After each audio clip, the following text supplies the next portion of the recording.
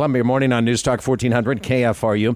Now, tomorrow is the first day of June. Meteorologists will tell you that is the meteorology first day of a new month, and also of the season, is what I meant to say. It's the first day of summer.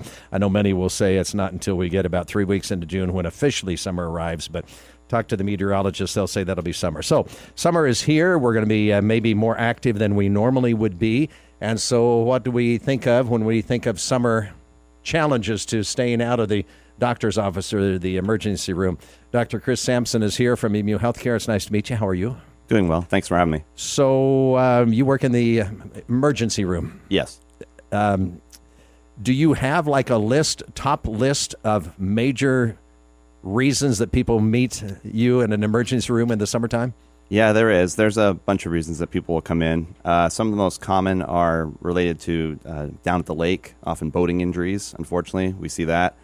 Sometimes we'll see things with cleaning up in their yards or trying to get brush cleaned up, swimming injuries, and also then lawnmowers, unfortunately. Yeah, lawnmowers, I would think, would be one of those. I was thinking about water injuries. I mean, the amount... That's a good variety of types of injuries, though. A boat injury is much different than a car injury? They can be. I mean, a lot of people think water because they can swim in it. That's pretty soft. But if you go flying out of a boat and hit water, that's like hitting concrete. Those ski-doos and things like that, personal watercraft things, those cause many injuries that you see in the emergency room? We do. Sometimes we'll see collisions, unfortunately, with bigger boats or even the jet skis colliding with themselves. How much do you go into why an accident happened? In other words, at an emergency room, you're trying to treat whatever the trauma is that has brought somebody to an emergency room.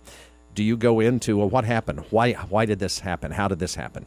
Sometimes the story behind it is important because that can help us figure out if there's other additional injuries.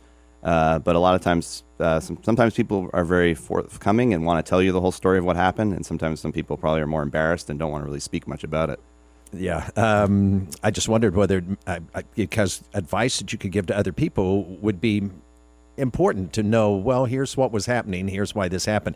When it comes to like injuries that come because of lawn care or working in the yard or working on the farm or getting out and doing something like that, I mean, those, I think we probably ask ourselves to do things that we don't normally do. Like if I were going to be trimming with a chainsaw, how often do I use a chainsaw? But I might go out and rent one or borrow one from somebody and then run into some trouble with it. Yeah, I think you raise a good point. I mean, anytime you're using tools, especially ones that you don't use very frequently, it's good to have a good knowledge of how to use the tool. It's also good to make sure that the tool is in good working order. A lot of people, like you said, may only use it once a year and then it's rusted out or other problems with it, and then that can lead to injuries as well. What are... I go back to lawnmower injuries. What are the typical lawnmower injuries? Sure. Lawnmower injuries actually account for quite a few patients. There's about 250,000 injuries per year in the U.S. Due to lawnmowers. And we see a lot, or unfortunately, are due to amputations and cuts. Even in small children and children under 10, it's another major reason for fingers to be amputated. And a lot of it is because people just don't take some simple safety precautions, and it's keeping children away from lawnmowers. People seem to forget that that's a pretty fast, sharp spinning blade, and if it becomes clogged, they'll try and clear it out, not using a hand or a foot to kick the objects out. And really, if you have to try and clear it, you should probably use a piece of wood or something, and definitely to make sure that it is turned off and that there's no power to it. I'm kind of squeaming, I'm squirming right now because I just think of that and I think of the danger of that. But I also know of times where when you have a mower where you can adjust the height and you do it down by the wheels, it's so tempting to just reach down there and adjust that height. And just a slip or something could cause major problems there. Oh, yeah, especially if you're with wet grass. And another reason is people often wear not great shoes. They'll be in sandals or something with not great traction, and then you slip, and unfortunately, then you get injured. Are there a lot of injuries that come because of things that have been thrown out by the lawnmower? In other words, when you're talking about kids in the lawn mowing, I understand what you're saying as far as being around the blades, but I wonder how often the lawnmower kicks something out like a rock or a pebble and it hits somebody and causes damage that way. Yeah, for sure. That is a danger. I mean, and people don't think about that. They think just being away from it, they're safe. But yeah, if you get, like you said, a rock, or even a friend of mine recently was talking about she had a plastic dog toy that they ran over, and the pieces of plastic shot out of it and embedded in the side of their deck. So those objects that come shooting out of that lawnmower can be coming out pretty fast, and if they strike you in the body, or worst case, even like the eye, you could get a pretty significant injury. I would guess that a doctor in an emergency room hears this often. Well, I never thought it would happen to me. Yeah, that's probably a pretty common thing that people say. Yeah, I know how to run a lawnmower. I've done it for 40 years, or I've done it for 20 years, or whatever. I've never had a problem with it, so I didn't think it ever happened to me. Or I've been out on the boat a long time, and I've never had to worry about it. Yeah, exactly. And even on boating too, it's sometimes you got to worry about the other person that's out there on the boat. Oh yeah, true. I guess somebody or on the other boat, or on your boat. We hear of that happening. How does the emergency room, handle such a vast variety of injuries? Anything from somebody who may have been in the water for a while and brought in trying to survive at what could be a drowning, to somebody losing a toe or part of their hand through a lawnmower accident. Those things really scan the gamut of what you'd be called on to do as a physician. Yeah, that's what our specialty entails, and that's sort of what makes it interesting every day, as you kind of never know what you're going to encounter next, and as you move from room to room, as you said, you might see a patient who's there for a heart attack, and then you might go into a room and it's somebody who simply just cut their finger preparing their dinner, and then it could be a serious trauma. But thankfully, we have a great staff, our nurses, all our physicians, where they're always prepared to take care of anything that comes through the front door. How many times do people come in for the summertime just because of overexposure to the sun? So that is another common thing. We see people forget sometimes in these really hot days, and if they're outside for a long time, you can get pretty significant sunburns. They can cause blistering and pretty severe pain. Does something which would be, let's not say sunburn, but maybe just, and I can't think of what the word is, hypothermia, you just lost too much liquid, or you've just sweat, or you've just been out under the sun. I'm thinking of people who sometimes work on construction crews or on road crews. Sure, yeah. You can see significant hyperthermia, or when the temperature gets too high, combined with dehydration.